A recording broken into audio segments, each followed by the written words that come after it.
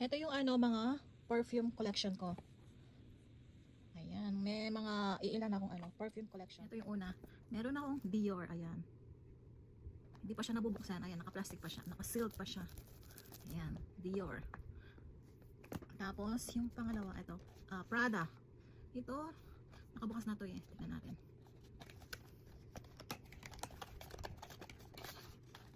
Prada Candy, ayan.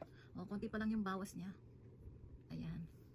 Tapos, ito, Coco Chanel. Ito, hindi pa rin to nagagamit to. Naka-plastic pa siya. So, ayan, naka-plastic pa to. And then, Versace.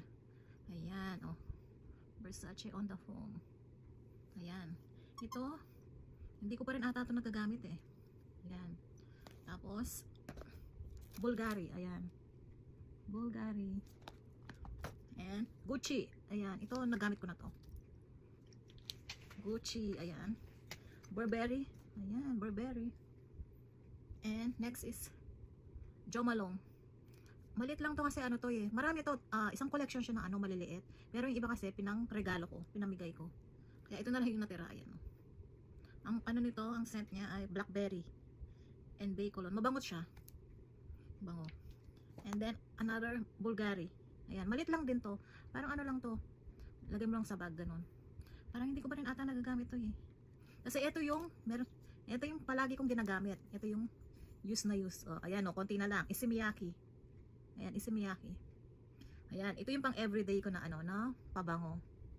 Kaya tignan mo, malapit na siyang maubos.